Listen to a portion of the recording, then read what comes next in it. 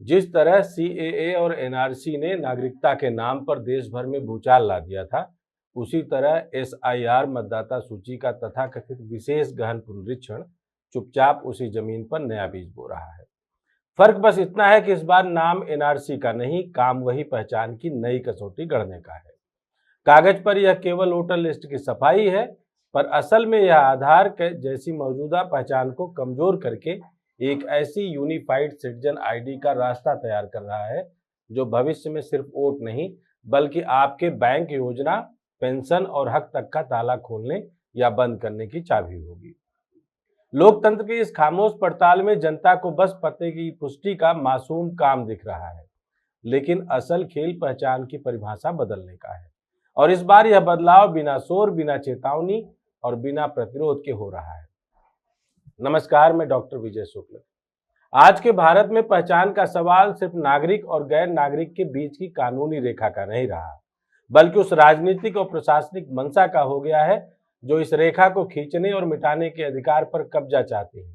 जब बॉम्बे हाईकोर्ट यह कहता है कि आधार कार्ड, पैन कार्ड और वोटर आईडी कार्ड किसी को भारतीय नागरिक मानने के लिए पर्याप्त सबूत नहीं है, और सुप्रीम कोर्ट बिहार में एसआईआर यानी विशेष गहन पुनरीक्षण की कार्रवाई में चुनाव आयोग के इस रुख से सहमत हो जाता है कि आधार नागरिकता का प्रमाण नहीं है, तब सवाल स्वाभाविक है कि फिर ये सारे कार्ड किस लिए हैं और किस लिए बनाए गए थे।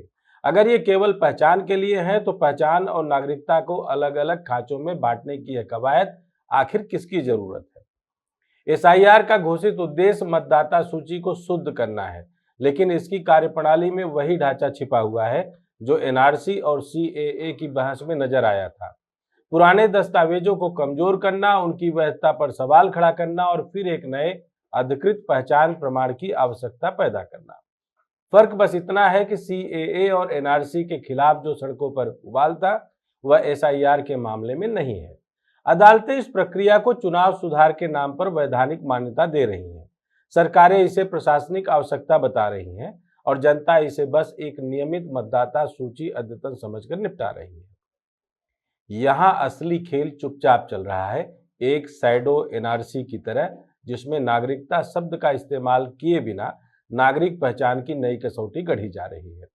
पुराने कार्डों की वैधता कमजोर करने से लेकर आधार को मतदाता सूची में नाम जोड़ने के लिए अपर्याप्त बताने तक, हर कदम यह इशारा करता है कि आगे चलकर एक यूनिफाइड सिटीजन आइडेंटिटी कार्ड की दिशा में रास्ता साफ किया जा रहा है।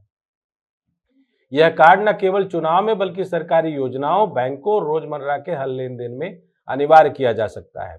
अगर नागरिकता तय करने के लिए कोई नया दस्तावेज बनेगा तो उसका मालिकाना हक और नियंत्रण भी केंद्र के पास होगा।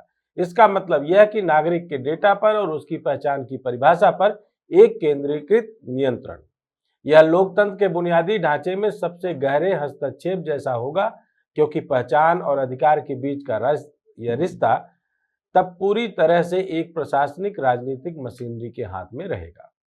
संविधान ने नागरिकता और मताधिकार को अधिकारों के दायरे में रखा है और इन्हें किसी भी तत्कालिक राजनीतिक लाभ के लिए बदलने की अनुमति नहीं दी है। लेकिन एसआईआर जैसी प्रक्रियाएं इस अधिकार को तकनीकी शर्तों, समय सीमाओं और दस्तावेजी जाल में बांध देती हैं।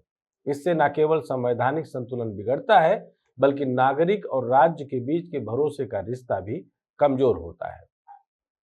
इसलिए अगर लोकतंत्र में राज्य सर्वोपरि है तो उसे इस सर्वोच्चता की वैधता संविधान से मिलती है, और संविधान की सर्वोच्चता इस बात में है कि वह नागरिक को सत्ता से बड़ा मानता है। जब कोई प्रक्रिया, चाहे वह एसआईआर हो, एनआरसी हो या कोई और, इस बुनियादी सिद्धांत को बदलने की कोशिश करती है तो यह महज प्रशासनिक कवायद नहीं रह जाती, बल्कि एक संवैधानिक सवाल बन जाती है।